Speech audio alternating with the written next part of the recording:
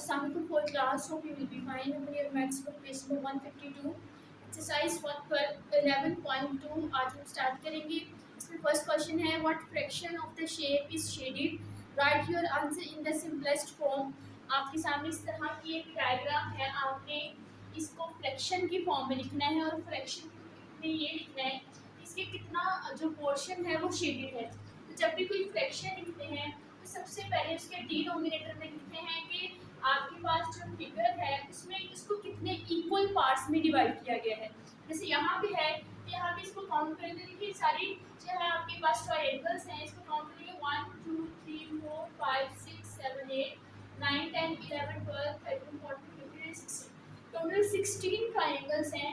तो फ्रैक्शन लगा के नीचे लिखेंगे 16। अब क्योंकि हमें शेडेड जो ट्रायंगल्स हैं उनको उनकी फ्रैक्शन निकालनी है, तो ऊपर हम क्या करेंगे, जितनी इसमें से शेडेड ट्रायंगल्स हैं उसको काउंट करके ऊपर ऐड कर देंगे 1 2 3 4 5 6 7 8 ओवर 16 ये जो है वो फ्रैक्शन की फॉर्म में आ जाएगा। अब यहाँ पे उन्होंने कहा है कि इसका आंसर सिंपलेस्ट फॉर्म में लिखना है। सिंपलेस्ट फॉर्म में लिखने का मतलब है कि अगर ये दोनों न्यूमिनेटर और डिनोमिनेटर किसी नंबर से डिवाइड होते हैं तो उस नंबर से इसको डिवाइड भी करना है। अगर आप देखिए 8 है, ऊपर नीचे 16 है, तो 8 के जो सेट है उसमें 8 भी आता है और 16 भी आता है। तो अगर एक कोई ऐसा सेट हो जिसमें दोनों नंबर्स आते हो तो आपने उस नंबर से दोनों को डिवाइड कर देना है।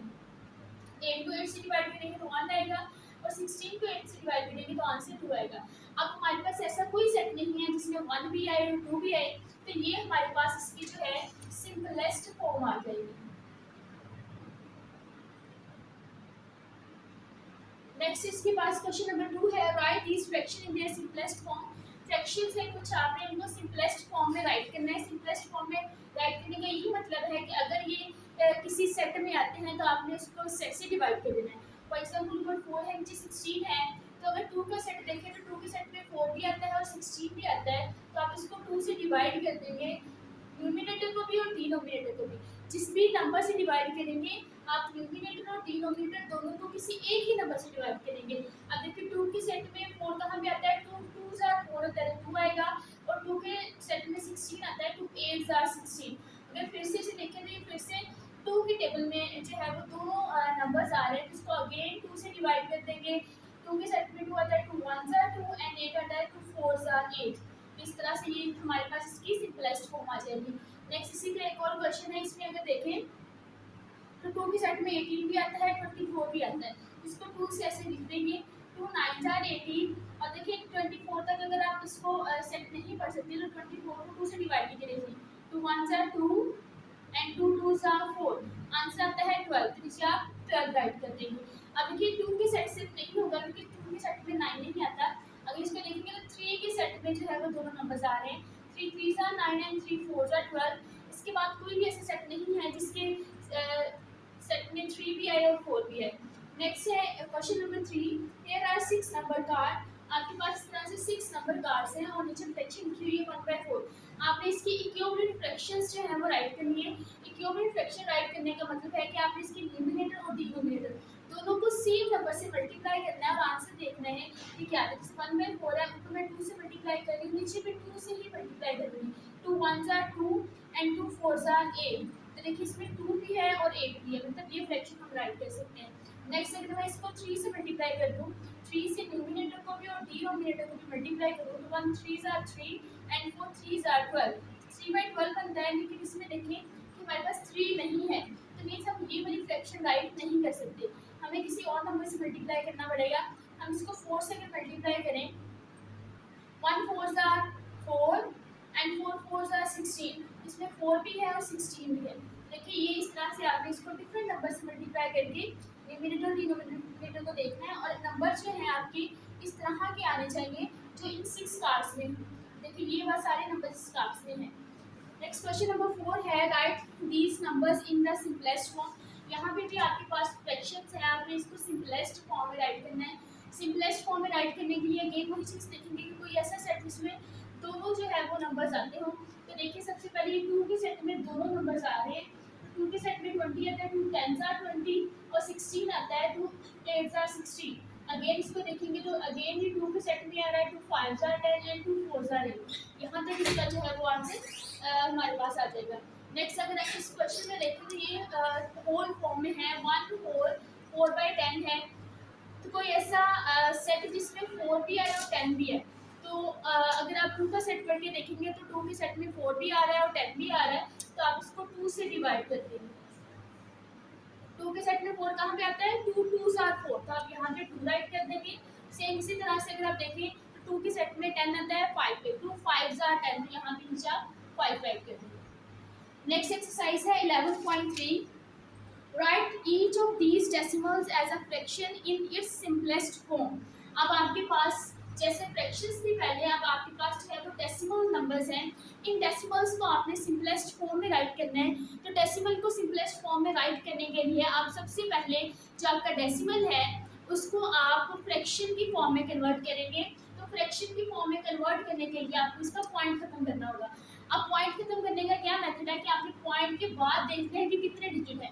अगर पॉइंट के बाद 1 डिजिट है तो आपने उसको 10 से डिवाइड कर देना है। अगर पॉइंट के बाद 2 डिजिट है तो आपने इसको 100 से डिवाइड कर देना है। अगर 3 डिजिट है तो आपने इसको 1000 से डिवाइड कर देना है। मीन्स जितने डिजिट होंगे उतने जीरोस वाला जो नंबर है उससे आपने उसको डिवाइड कर देना है। आप देखिए यहाँ पे पॉइंट के बाद 1 डिजिट है तो इसका पॉइंट खत्म करने के लिए आप इसको 10 से डिवाइड कर देंगे। इस साइड पे अगर 0 है जस्ट तो उसको राइट नहीं करेंगे।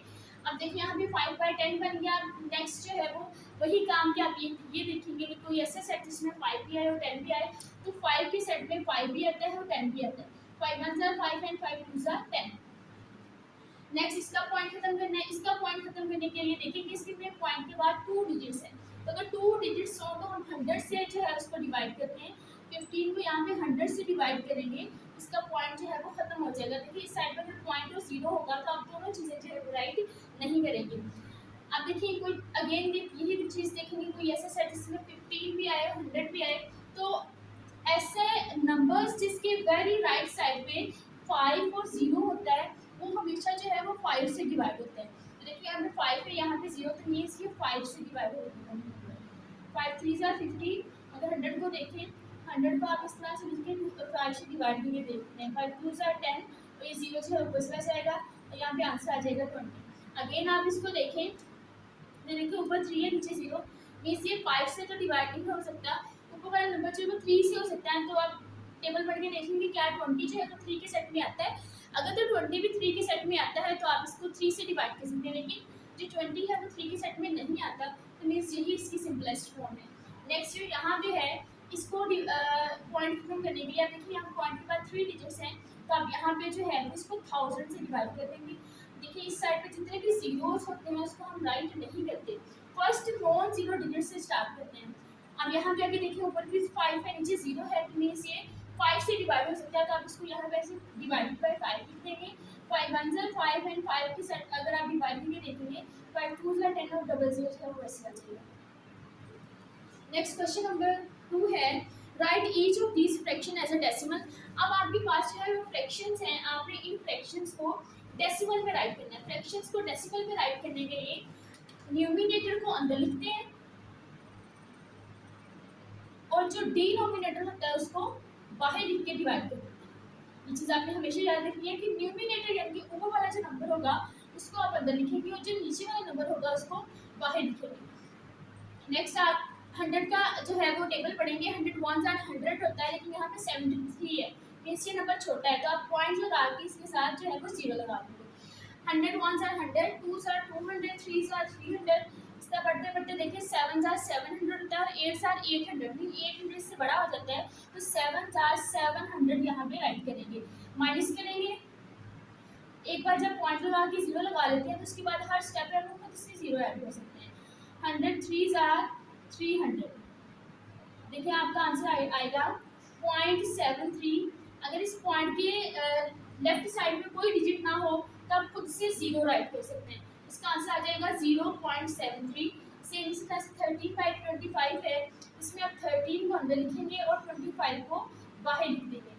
अब यहाँ पे भी देखेंगे 25 are 25, 25 2s are 50 होता है, 1s are भी 25 जो है इससे बड़ा है, तो हम क्या करेंगे पहले पॉइंट लगा के यहाँ पे 0 लगा देंगे। अब 25 का सेट पढ़ेंगे, 25 1s are 25, 2s are 50, 3s are 75, 4s are 100, 5s are 125 and 6 are 150। तो 150 इससे बड़ा हो जाता है, तो 5s आर 125 यहाँ पे राइट कर देंगे। माइनस करेंगे 10 में से 5 को माइनस करेंगे तो 5 आ जाएगा, और खुद से 0 ऐड करेंगे तो 25 2s आर 50, आपके पास यहाँ पे आंसर आ जाएगा 0.52। नेक्स्ट क्वेश्चन नंबर 3 है, राइट द मिसिंग नंबर्स। यहाँ पे आपने ये आपके पास फ्रैक्शंस हैं, इन फ्रैक्शंस में ऊपर कुछ नंबर मिसिंग है, आपने इन नंबर्स को राइट करना है। यहाँ पे ये नंबर राइट करने के लिए आप क्या करेंगे, इन दोनों नंबर्स को मल्टीप्लाई कर देंगे। 200 को 0.1 से मल्टीप्लाई करते हैं,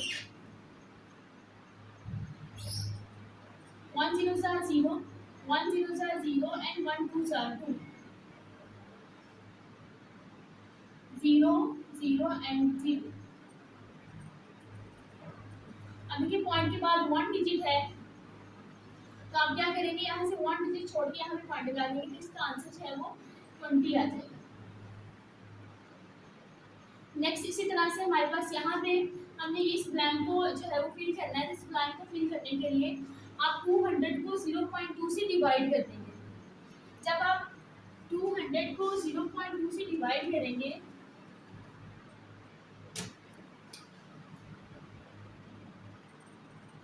तो डिवाइड कर देंगे 0.2 से। आप देखिए जिस नंबर पे पॉइंट होता है उस नंबर से हम डिवाइड नहीं कर सकते, तो आप क्या करेंगे, पहले इसका पॉइंट खत्म करेंगे। इसको पहले इस फॉर्म में लिखिए 200 डिवाइडेड बाय 0.2। अब इसका पॉइंट खत्म कर दें। पॉइंट खत्म करने के लिए हम इसके नीचे देखिए पॉइंट के बाद 1 डिजिट है, जहाँ पे पॉइंट के बाद 1 डिजिट होता है वहाँ पे हम डिवाइड कर देते हैं इसको 10 के साथ। 10 से डिवाइड करने से इसका पॉइंट खत्म हो जाएगा। अब इसको सॉल्व करने के लिए आप क्या करेंगे, इस डिवाइड को आपने पहले मल्टीप्लाई में कन्वर्ट करना है, डिवाइड को मल्टीप्लाई में कन्वर्ट करेंगे तो नेक्स्ट हमारे पास जो फ्रैक्शन है वो चेंज हो जाएगी। 2/10 है, इसका रेसिप्रोकल लेंगे तो ये 10/2 बन जाएगा। अब हम 200 को 10 से मल्टीप्लाई करेंगे, जो आंसर आएगा उसको 2 से डिवाइड कर देंगे। 200 को 10 से मल्टीप्लाई करेंगे तो ये 2000 बन जाएगा। 2000 को आपके 2 से डिवाइड कर देंगे, 2 1 are 2 और जो 3 zeros है ये ऊपर चले जाएंगे, 1000 इसका आंसर आ जाएगा। नेक्स्ट आपके पास question number 4, which two fractions are equal to 0.6।